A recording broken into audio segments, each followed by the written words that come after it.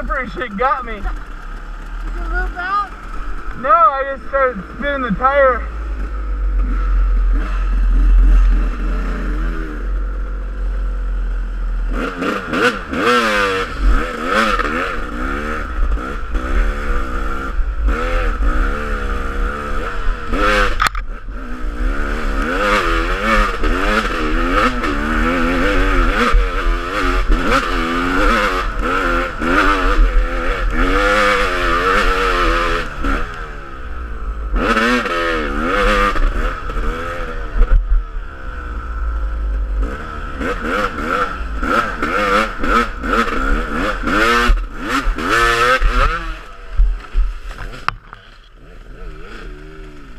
That time I looped out.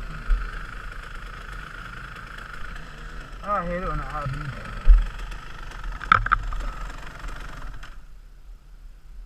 Oops. Sorry, bike. Huh? That was not a nice thing to do to my bike. Not at all. Ah!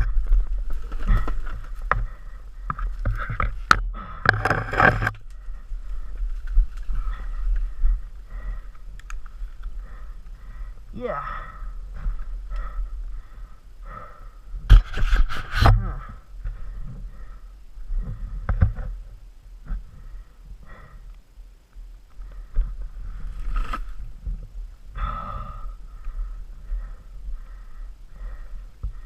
Yeah, that's bent.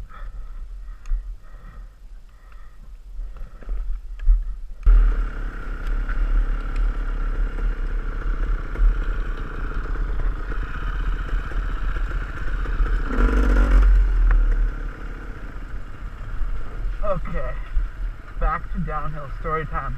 Hot Carl. We know where he got his name, but how did we meet Hot Carl?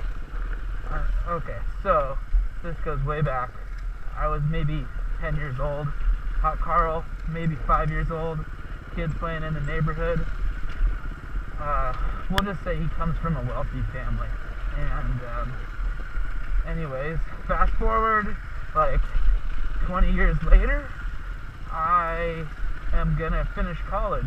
Oh, turn it on. And oh, hold on. I put the story time on pause. It's not steep enough. I'm gonna get back to the Hot Carl story. Okay, back to the Hot Carl. So anyways, I go back to Santa Cruz to go to school, and Hot Carl's dad says to me, hey, you want, actually I was kind of working for him, and then he says, if you want, you can live in the house on the golf course with Carl. And little did I know, I'm like, this sounds like awesome, you know, I get to live in this big house on the golf course. But really, it turns out I was there to make sure Hot Carl didn't, like, burn down the house. So I move in. First thing I find is that it's a 4-bedroom house, and Hot Carl is not using a bedroom or a bed, for that matter. He's just sleeping in like a nest of blankets that he made in the living room. First thing I'm like, Carl, I mean, what room can I take? Oh, I don't care, friend. Take any room you want. I'm like, well, don't you have a room? No, that one's for the cats. I sleep in the living room. I'm like, okay, well, I guess I'll take the master bedroom then. So I do. And then a couple weeks go by. Hot Carl's still sleeping in his nest. I turn it back on for a second. Oh, time for downhill story time.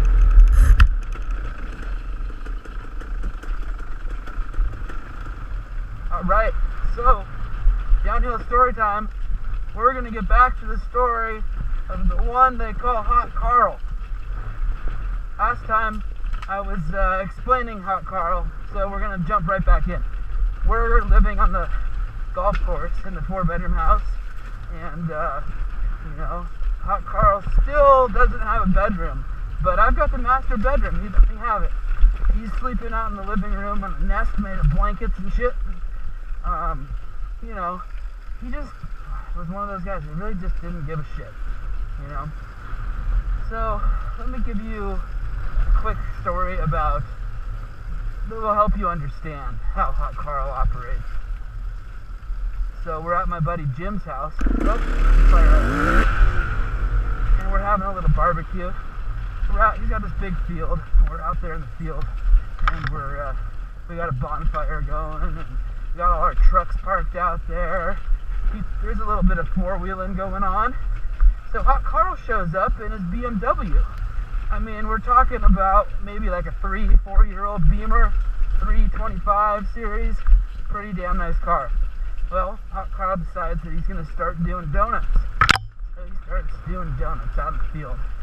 And this would be a good idea if he had like a truck or SUV, but parts of the Beamer are like flying off. You got plastic flying everywhere. People are starting to get scared, you know? I mean, mainly because just the fact that this guy is willing to not total, but just rip apart a perfectly good BMW. It's a little scary. I mean, what else might happen? So, it just keeps escalating. Hot Carl does more donuts. He's doing e-brakes. He's going up and down this hill and coming down, pulling the e-brake. Well, there's this big old thing of bushes right in the middle. Oh, we gotta push. Damn it. Big old thing of bushes in the middle of the field. And Hot Carl just bombs down the hill, goes head on into these bushes. Like, who knows if there's a log in there or a tree or whatever. Well, he starts plowing through these bushes. It's like maybe 50 yards of bushes. And he just mows them down, and he comes out on the other side. You know, he couldn't see what's in there. Well, on the other side is good old Lee's truck. And Hot Carl sees it right at the last minute. He slams on the brakes. He ends up sideswiping Lee's truck, putting a huge dent and scratch in the side of it. Lee's like, holy shit, he just hit my truck. And Hot Carl doesn't stop. He keeps driving. Everyone's like, what the hell is he doing? How come he's not stopping? Well, he turns around, goes back up the hill, and then he starts coming back down the same trail he went, right through the bushes. Everyone's like, holy shit, what is he doing? What is he doing? And sure enough, he comes through the bushes, bam! He just hits Lee's truck head on. And he knocks Lee's truck back like 10 feet. Airbags go off. Everyone's like running up to the car like, what the hell? You know, we're expecting Carl to be dead, you know? And obviously he saw. This is the second time he hit it now, okay? So we run up and we're like, oh my God, what the hell? Lee's like screaming. Hot Carl stumbles out of the car and he's like, well, maybe if your truck wasn't black, I would have seen it.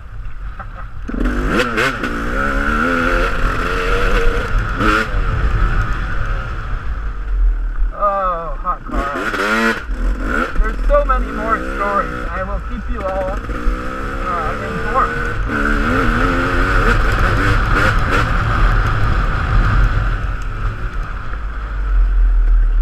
So, you would think that there'd be consequences for something like this, but knowing that Hot Carl could afford it, I told Lee not to call the police because he didn't want Hot Carl to get a DUI, mainly because I worked for his dad, and